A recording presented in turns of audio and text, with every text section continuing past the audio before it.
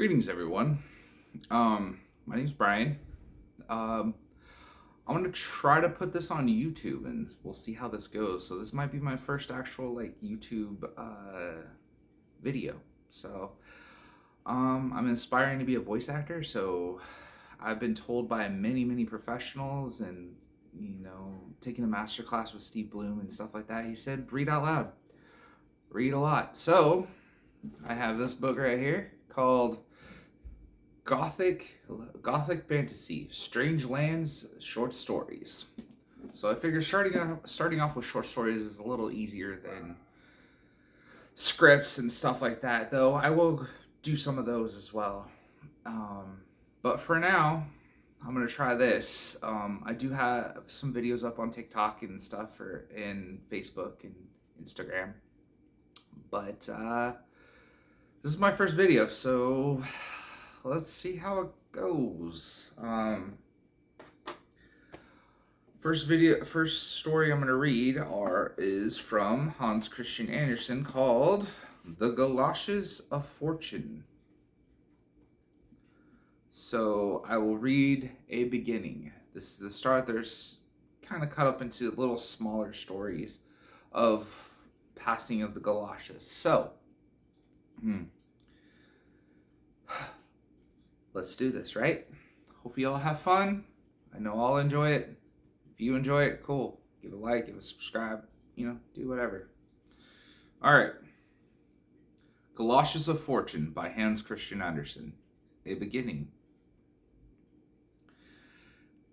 In a house in Copenhagen, not far from the King's New Market, a very large party had assembled.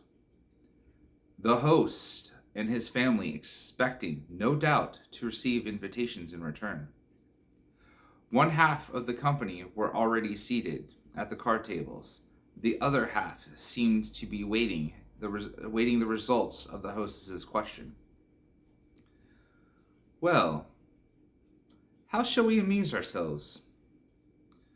Conversation followed, which, after a while, began to prove very entertaining. Among other subjects, it turned upon the events of the Middle Ages, which some persons maintained were more full of interest than our own times.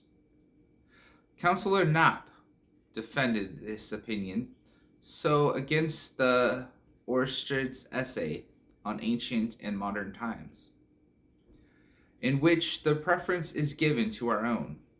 The councillor considered the times of the Danish king, Hans, as the noblest and happiest.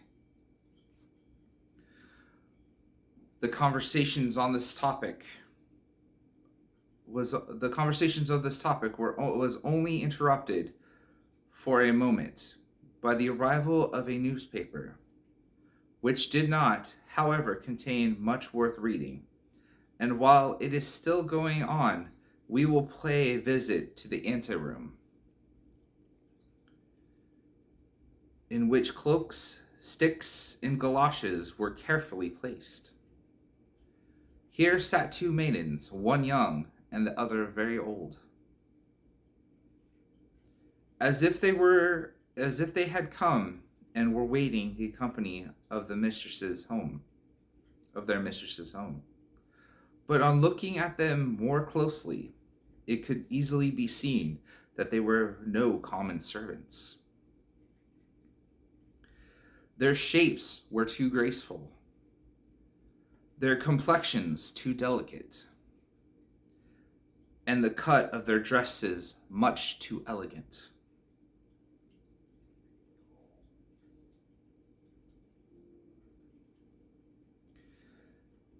They were two fairies. The younger was not Fortune herself, but the chambermaid of one of Fortune's attendants, who carries about her more trifling gifts. The elder one, whose name was named Care, looked rather gloomy. She always goes about to perform her own business in person, for then she knows it's properly done. They were telling each other where they had been during the day. The messenger of fortune had only transacted a few unimportant matters. For instance, she had preserved a new bonnet from the shower of rain, and obtained for an honest man a bow from a titled nobody, and so on. But she had something extraordinary to relate after all. I must tell you, she said, that today is my birthday, and in honor of it, I have been entrusted with a pair of galoshes to introduce amongst mankind. These galoshes have the property of making everyone who puts them on imagine himself in any place he wishes, or that exists in any period. Every wish is fulfilled at the moment it is expressed, so that once mankind have so for once mankind has the chance of being happy. No, replied Care. You depend upon it that whoever puts those galoshes will be very unhappy, and bless the moment in which he can get rid of them. What are you thinking of? Replied the other. Now see, I will place them by the door. Someone will take them instead of his own, and he will be a happy man. This was the end of the conversation. So here's the next story of the Goloshes of Fortune. What happened to the counselor? It was late when Counselor Knapp, lost in thought about the times of King Hans, desired to return home. And fate so ordered it that he put on the Goloshes of Fortune instead of his own, and walked out into the East Street. Through the magic power of the Goloshes, he was at once carried back 300 years to the time of King Hans, for which he had been longing when he put them on. Therefore, he immediately set foot into the mud and mire of the street, which in those days possessed no pavement. Why, this is horrible! How dreadfully dirty it is, said the counselor. And the whole pavement has vanished, and the lamps are all out. The moon had not yet risen high enough to penetrate the thick foggy air, and all the objects around him were confused together in the darkness. At the nearest corner, a lamp hung before a picture of the Madonna, but the light it gave was almost useless, for he only perceived it when he came quite close, and his eyes fell upon the painting figures of mother and child. That is most likely a museum of art, thought he. And they have forgotten to take down the sign. Two men in dress of olden times passed by him. What odd figures, thought he. They must be returning from some masquerade. Suddenly, he heard the sound of drums and fifes, and then a blazing light from the torches shone upon him. The counselor stared with astonishment as he beheld a most strange procession pass before him. The counselor stared with astonishment as he beheld the most strange procession pass before him. Sorry, I lost my place. First came a whole troop of drummers, beating their drums very cleverly. They were followed by lifeguards with longbows and crossbows. The principal person in the procession was a clerical-looking gentleman. The astonished counselor asked what it all meant and who the gentleman might be. "That is the Bishop of Zealand." "Good gracious," he exclaimed. "What in the world has happened to the bishop? What can he be thinking about?" Then he shook his head and said, "It cannot possibly be the bishop himself." While musing on this strange affair, and without looking to the right or left, he walked on through East Street and over Highbridge Place. The bridge which he supposed to lead to Palace Square was nowhere to be found, but instead he saw a bank and some shallow water, and two people who sat in a boat.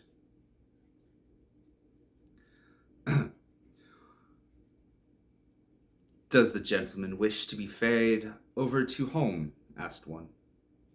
"To home?" exclaimed the counselor, not knowing in what age he was now existing. "I want to go to Christian's Haven, in Little Turf Street."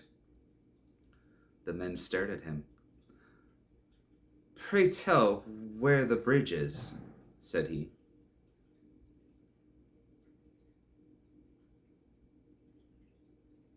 It is shameful that the lamps are lighted here, and it is as muddy as if one were walking in a marsh." But the more he talked with the boatmen, the less they could understand each other.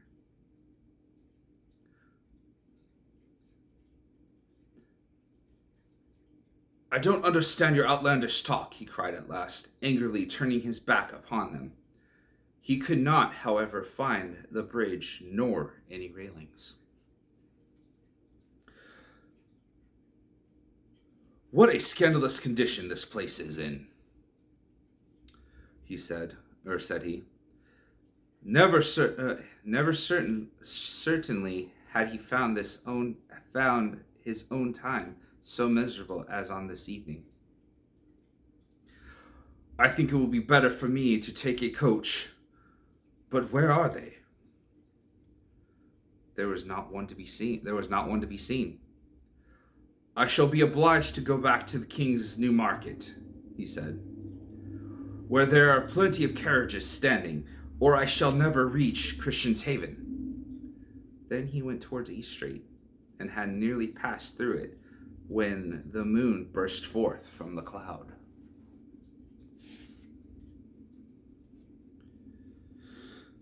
"Dear me, what have they been erecting here?" he cried, as he caught sight of the East Gate, which in olden times used to stand at the end of East Street.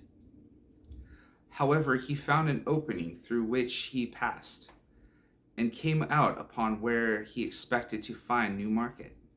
Nothing was to be seen but an open meadow, surrounded by a few bushes, through which ran a broad canal or stream. A few miserable-looking wooden booths for an accommodation of Dutch watermen stood on the opposite shore. "Either I behold a fata morgana, or I must be tipsy," groaned the counselor. What can it be? What is the matter with me?" He turned back in the full conviction that he must be ill. In walking through the street this time, he examined the houses more closely. He found that most of them were built of lath and plaster, and many only had thatched roofs. I am certainly all wrong," said he, with a sigh. "And yet I only drank one glass of punch, but I cannot bear even that. And it was very foolish to give us punch on such an hot salmon. I shall speak about this with our hostess, the agent's lady. Suppose I were to go back now and say how ill I feel. I fear it would look so ridiculous, and it is not very likely that I should find anyone up Then he looked for the house, but it was not in existence. This really is frightful. I cannot even recognize East Street. Not a shop to be seen. Nothing but old, wretched, tumbled down houses. Just as if I were at Roakild or Ringstead. Oh, I really must be ill. It is no use to stand upon ceremony. But where in the world is the agent's house? There is a house, but it is not his. There is a house, but it is not his. And people still up in it. I can hear. Oh dear, certainly am I very queer. As he reached the half-open door, he saw a light and went in. It was a tavern of olden times, and seemed a kind of beer shop. The room had an appearance of a Dutch interior. A number of people, consisting of seamen, Copenhagen citizens, and a few scholars, sat in deep conversation over their mugs and took very little notice of the newcomer. Sorry. Pardon me, said the counselor, addressing the landlady. I do not feel quite well, and I should be much obliged if you will send for a fly to take me to Christian's Haven. The woman stared at him and shook her head. Then she spoke to him in German. The counselor supposed from this that she did not understand Danish, and therefore repeated his request in German. This, as well as his singular dress, convinced the woman that he was a foreigner. She soon understood, however, that he did not find himself quite well, and therefore brought him a mug of water. Sorry, itchy.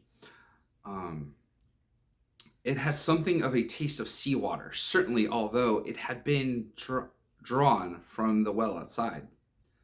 Then the counselor leaned his head on his hands, drew a deep breath, and pondered over all the strange things that have happened to him.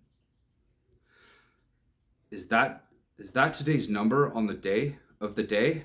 He asked quite mechanically, as he saw the woman putting it by a large piece of paper. She did not understand what he meant, but she handed him the sheet.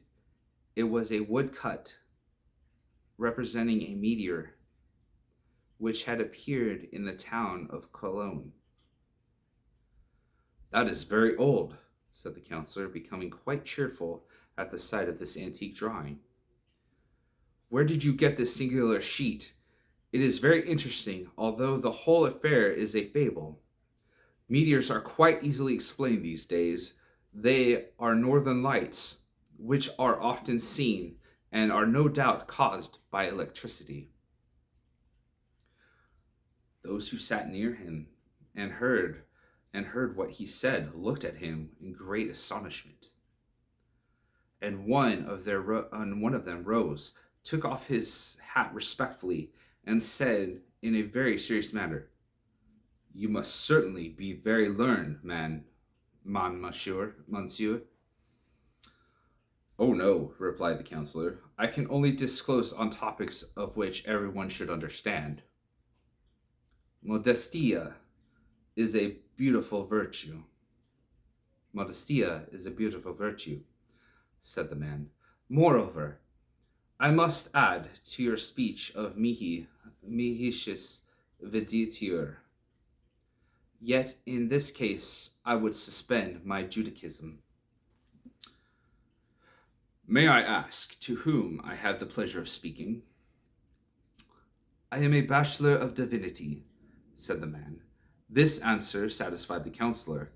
The title agreed with the dress.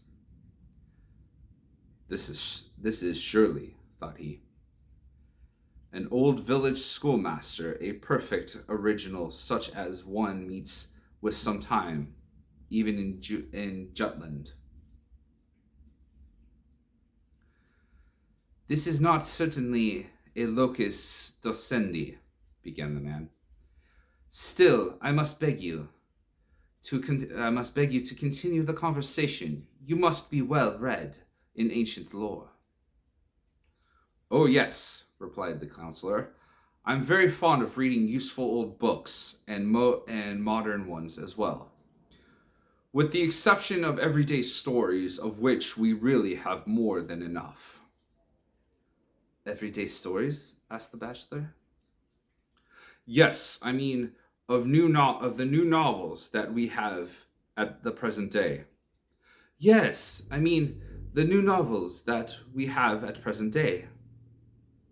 Oh, wait, sorry. That was the counselor, not the other man. Oh, replied the man with a smile.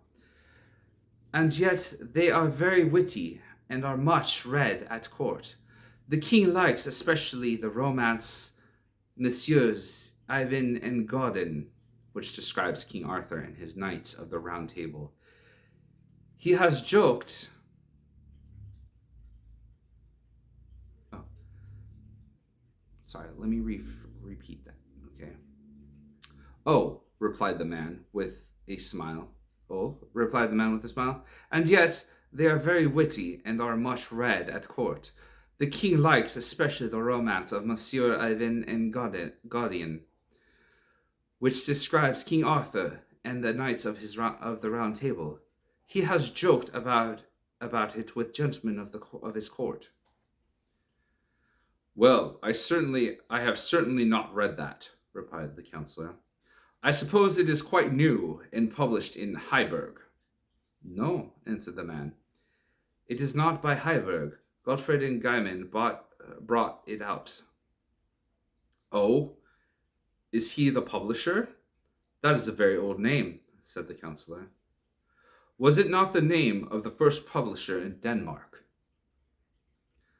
Yes, and he is our first printer and publisher now, replied the scholar. So far, all had passed off very well, but now one of the citizens began to speak of a terrible pestilence which had been raging a few years before, meaning the plague of 1484. The counselor thought he referred to the cholera, but they could discuss this without finding out the mistake. The War of 1490 was spoken of quite recent.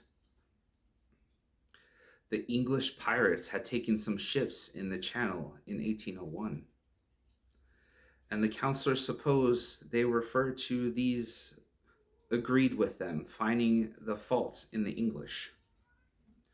The rest of the talk, however, was not so agreeable. Every moment one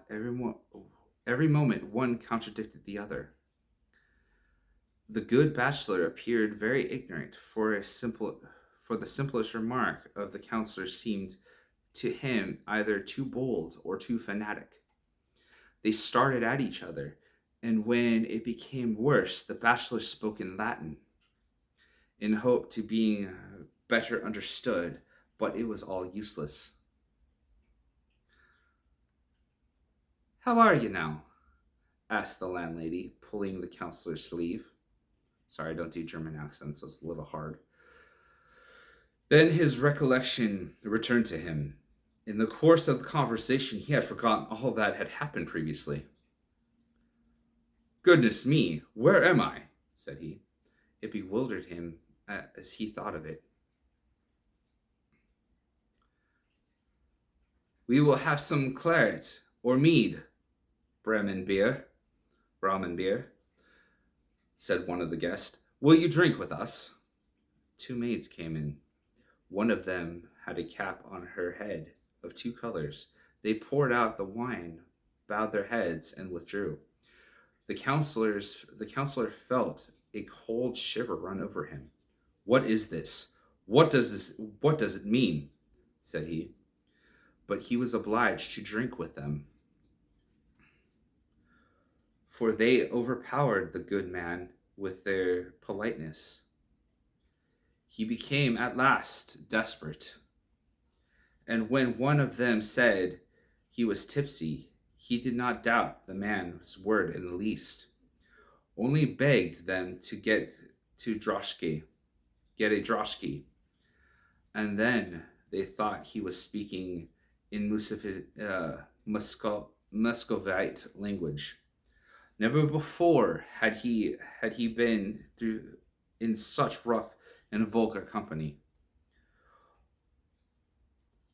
One might believe that this country was going back to heathenism, he observed. This is the most terrible moment of my life. Just then it became into his mind that he would stoop under the table and so creep to the door. He tried it, but before he reached the entry, the rest discovered what he was about and seized him by the feet, when luckily for him, off came the galoshes, and with them vanished the whole enchantment. The counselor now saw quite plainly a lamp and a large building behind it. Everything looked familiar and beautiful. He was in East Street, and it as it now appears. He lay with his legs turned toward the porch, and just by him sat the watchman asleep. Is it possible that I have been lying here in the street dreaming? He said. Yes, this is East Street. How beautifully bright and gay it looks. It is quite shocking that one glass of punch should have upset me like this.